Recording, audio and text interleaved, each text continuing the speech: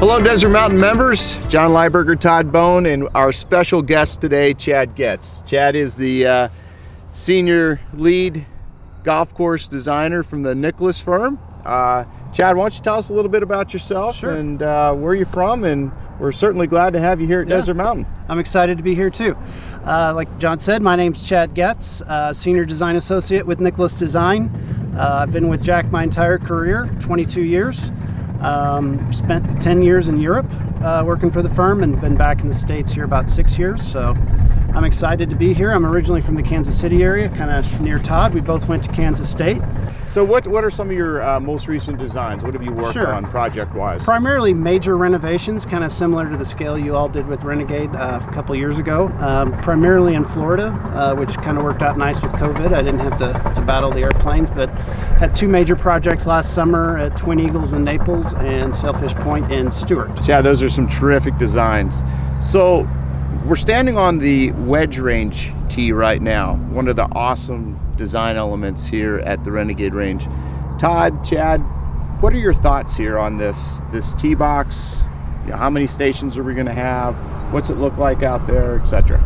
So, like John said, we're here on the tee. This tee is going to be artificial turf, which is going to be very beneficial with players using wedges all the time, and for turf recovery aspects, obviously. And then behind us, you have the greens set at 50 yards, 75 yards, 100 yards, 125, and 150 yards. So you'll be able to dial in all your yardages. Yeah, so those greens at 50 and 75 and 100, etc., all have different diameter sizes, and we went out and looked at some tour averages as to where players hit it so that we can get a nice radius on those greens. And Chad, you kind of shape those out with some complementary bunkers alongside that kind of give that Yeah, I would say it's more of a functional design element than an aesthetic one. Their bunkers are pretty simple and pretty shallow, but it just helps you focus in on that target. And what material will we be using on those?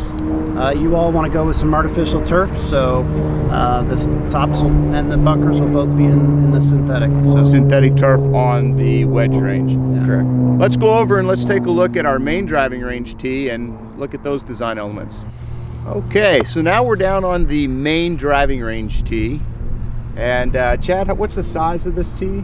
I believe it's almost 30,000 square feet. About 30,000 square feet down here. So we have about as much tee space as we had prior, except now we're not going to be hitting balls over the wash and into the wash and so forth. Tell us a little bit about the thought process, the design of this range based on the constraints that we have on the limited number of acreage space. Right, so you'll see the new landforms kind of funnel everybody into the middle of the range. The entire range itself kind of sets up as a short par 4. If you want to visualize that as you're hitting drivers out there, you'll see we actually have a fairway bunker that pairs with one of the greenside target bunkers, and you can kind of visualize a fairway between the two. Plays significantly uphill, so even though the range is a little on the short side, that'll help offset that a little bit. And we have some target greens up front and some, not a lot of target greens, keeping it more open, but you got a few areas to aim at as well. So. Well, I can't tell you how excited I am for this to open. Todd, you talked a little bit about the grassing on here. You're going to put down Bermuda grass? Yes, so we're going to have a Bermuda grass base on the driving range tee and then the driving range floor. And then I'm actually going to incorporate a new variety of zoysia grass on our target greens. And I want to put that in here to kind of monitor it, to kind of see how it'll perform up here at the mountain. And also it'll provide a nice contrast to the Bermuda grass to have a target. Awesome. And then this Bermuda grass tee, we can overseed in the winter time so we can have a good stand of year-round green grass down here on the tee. Correct. Awesome.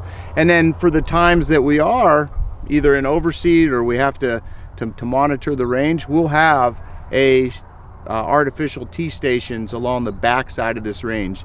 Our goal going forward is to always put some type of static artificial turf along the back of the range tees so that we can never have to take it out of commission when we're either growing grass, overseeding, etc. So great. Let's move to the putting green.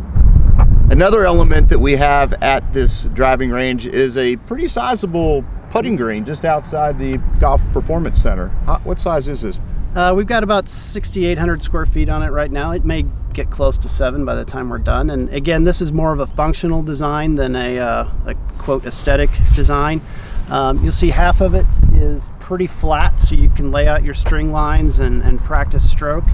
And as you work closer to the wedge range end of it, the slopes start to gradually increase. So it's not an undulating green at all. The slope continues to increase, so you can practice uphill, downhill, and right to left putts on the slope as well. So 1%, 2%, maybe 3%? 3, and it'll even get up to 4 or 5 right here at the edge. That's awesome. That'll be great for members that want to practice down here, and also our instructional team that are teaching our members. This would be a terrific green for that as well.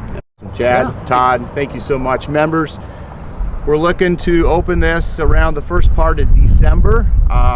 The clubhouse itself, as you know, won't open up till after the first quarter of 2023, which will also tie in the short game area that's up in that area, up near the clubhouse. So with that, thank you. Look forward to seeing you real soon.